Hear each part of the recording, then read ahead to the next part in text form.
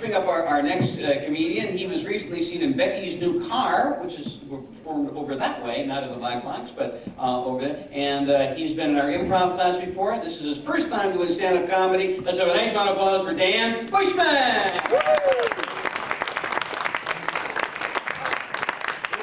Moment, tonight is the night. Find ourselves up, gonna put our hands up like the ceiling can hold us. Like the ceiling can hold us. All right, good. I am so in Hudson. Okay, that was my imitation of the rapper Macklemore when he's 53 years old and bald and right now very out of breath.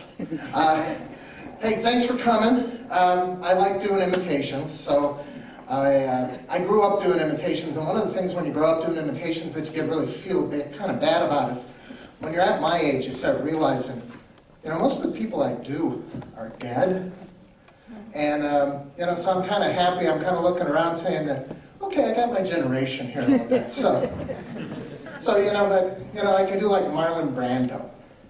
Now, this would be Marlon Brando if he was a folk singer. It'd be, I've seen fire, and I've seen rain. I've seen parts of my body only with a mirror for quite a while now. Or maybe you'd have Jimmy Stewart. I mean, and kids know Jimmy Stewart because, It's a Wonderful Life. Merry Christmas, Emporium! Merry Christmas! He always was playing one of those everyman kind of things, but what if he was really playing like an everyman, like a car wash attendant? He'd be saying, we'll just wash your car with soap and we'll rub it all down, and then we'll put it over there to dry. John Wayne. Everybody knows John Wayne. No, my kids don't know John Wayne.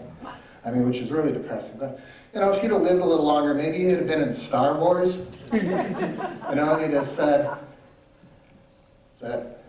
well, listen here, Obi, Pilgrim Kenobi, you're my only hope.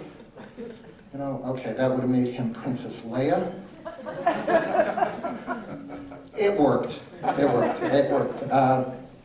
And then there's the comedians, or then there's the old character actors like Walter Brennan, and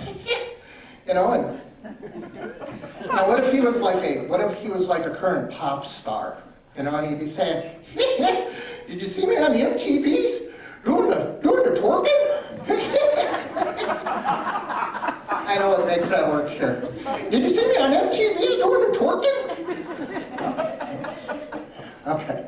I do some live people. Some people are still alive, I should probably say. Like there's Jack Nicholson, and he might say, so do you want Dan to keep twerking, or do you want him to stop?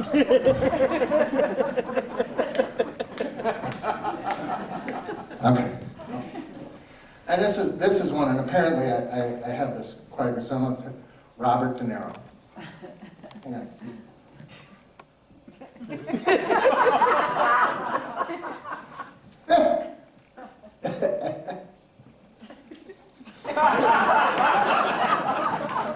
Okay, one of the things when you're in class, you always try to figure out, you want to do a transition, and when you're really nervous up here, you kind of forget. So I got a cheat sheet. So bear with me a second. Let's see. Make a lame transition to. Hey, how many of you have ever heard of the internet? Internet. Okay. We got. Okay, one or two. That's always good. One of the great things about the internet is that you can just type anything in there, and you get news and pictures and stuff. And I was thinking about Woodstock because who doesn't? And I was thinking about Sly. So I typed in because I was thinking about Sly Stone. Remember Sly Stone? Yeah. Sly and the Family Stone. He was at Woodstock, and those of you who don't remember Sly, he was the one of the preeminent funk artists. That's F-U-N-K. Yeah. And we're at the Phipps. I needed to say that. It's a little disclaimer.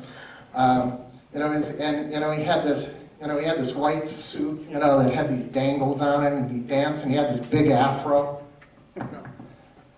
And I just realized that, you're all looking going, this guy really wants me to use imagination. Okay. Anyway, so I was reading about Sly Stone, and he would do, and he was just really into it, it's like, boom, boom, boom, boom, boom, boom, boom, boom, boom, boom, boom, boom. Wanna take you higher. Oh, yeah. Oh, I love you people. That was good. It was Hudson, but it was good. Anyway, so Sly Stone, but I'm reading about Sly Stone. And Sly was kind of a creative, he's still kind of creative. Apparently he used to do things like, for his security detail, he hired ninja chicks and clowns. And when you think about that, what else would keep you from, rushing the stage and, getting on there, but ninja chicks of all things. But anyways, what this article was saying was, he has this great idea that what he wants is to form an albino band. So he's out looking for albino musicians. And I'm thinking, oh, wait a minute. In Hudson, they just call those garage bands. He's coming here. He's going to come here. And oh, by the way, I am from Hudson, so I kind of get to make those jokes. I'm the host of the local Soul Train edition on cable TV, which kind of tells you about Hudson. Anyways, but that joke's just like absolutely going nowhere. So anyways, yeah, what you're seeing right now is I'm stripping because I am desperate for laughs. I could do some, this is working for you. No? Okay. Anyways, actually that's, what I wanted to do is I actually, kind of doing a tribute to, where I got my comedy inspiration. And I'm actually one of 3 brothers. And I'm the youngest of the 3. There's 2, and then there was me because that was kind of an accident. And I was a Catholic.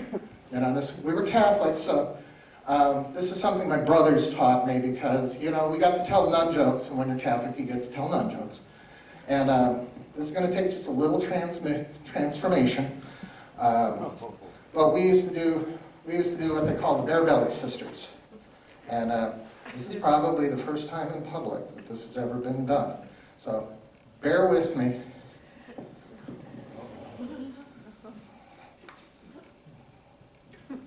You still there? This is a lot harder. It was a lot easier when I was practicing, I believe. Okay.